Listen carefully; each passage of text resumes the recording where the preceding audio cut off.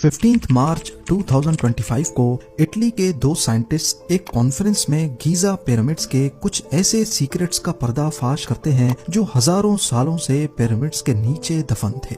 उन्होंने पिरामिड्स के नीचे ट्यूब जैसी शाफ्ट्स का एक बहुत बड़ा नेटवर्क डिटेक्ट किया है जो जेरे जमीन 2 फुटबॉल फील्ड्स जितने बड़े चेम्बर्स से जाकर मिलते हैं।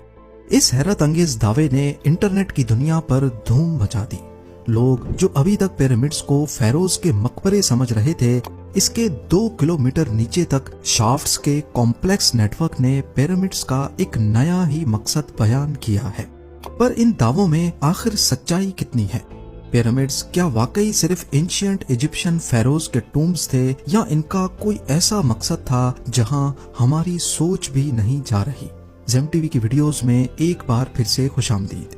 नाजरीन, सहारा डेजर्ट के खामोशी भरे रेगिस्तान में एक ऐसी जगह है जहां वक्त रुका हुआ है। 3 देव कामत पत्थर के पहाड़ हजारों सालों से चुपचाप खड़े हैं। ना तो इन पर तूफान का असर होता है, ना वक्त की तेज रफ्तार इनका कुछ बिगाड़ सकती है। गीजा के मशहूर जमाना पिरामिड्स खूफू, काफरे और मेनकोरे इंसानी तारीख के सबसे बड़े राज बनकर आज भी खामोश खड़े हैं। सोचिए, जिन पत्थरों से इन्हें बनाया गया, एक एक पत्थर का वजन बुलडोजर जितना या फिर fully loaded 20 feet cargo container जितना वजनी, और ऐसे 23 लाख पत्थरों से मिलाकर बना है सिर्फ एक पिरामिड, वो भी बिना किसी क्रेन की मदद के। गीजा पिरामिड्स ना सिर्फ इजिप्ट की शान है, बल्कि 4500 साल पुरानी एक ऐसी पहेली भी है जिन्हें साइंटिस्ट्स, आर्कियोलॉजिस्ट्स और हिस्टोरियंस आज तक सुलझाने की कोशिश कर रहे हैं। अभी तक पिरामिड्स के अंदर जितनी भी डिस्कवरीज हो चुकी हैं, उनसे जाहिर होता है कि ये एंशिएंट इजिप्शियन फेरोज के मकबरे तो थे, पर क्या ये सिर्फ मकबरे ही थे? इसका जवाब आज तक नहीं मिल पाया। गीजा प्लेटो में टोटल 3 बड़े पिरामिड्स हैं। सबसे बड़ा खूफू या फिर ग्रेट पिरामिड ऑफ गीजा भी कहलाता है। दूसरे नंबर पे काफरे आता है और तीसरा है पिरामिड ऑफ मेनकोरे। पर वो क्या वजह है जिसकी वजह से हम इन्हें एंशिएंट इजिप्शियन किंग्स के टूम्स कहते हैं? असल में इन तीनों पिरामिड्स में से बरियल चैम्बर्स मिल चुके हैं, एक ऐसा कमरा जहां किसी को दफनाया जाता है। खूफू और काफरे पिरामिड्स में बरियल चैम्बर्स के अंदर सरकॉफेगस तो मिले, पर उनके अंदर कोई मम्मी नहीं थी। तो फिर ये क्यों समझा गया कि यहाँ कभी मम्मी हुआ करती थी?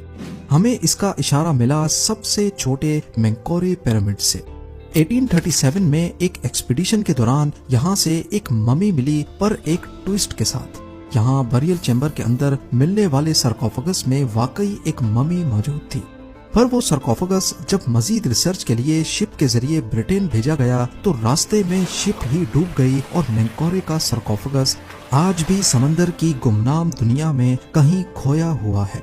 यही वजह है कि आर्कियोलॉजिस्ट्स ये समझने पर मजबूर हो गए कि पहले 2 पिरामिड्स में मौजूद सरकॉफेगस में भी कभी मम्मी हुआ करती थी, जिनको शायद लुटेरे खजाने की लालच में ले गए। लेकिन अगर ये तीनों पिरामिड्स सिर्फ टूम्स ही थे, तो इनके अंदर इतने ज्यादा सीक्रेट्स क्यों छुपे हैं? इतनी ज्यादा मिस्ट्रीज छोड़ने की जरूरत ही क्या थी?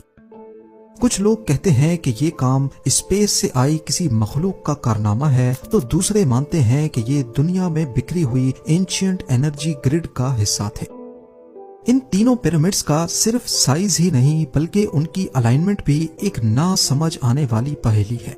गीजा के पिरामिड्स जो हजारों सालों पुराने हैं,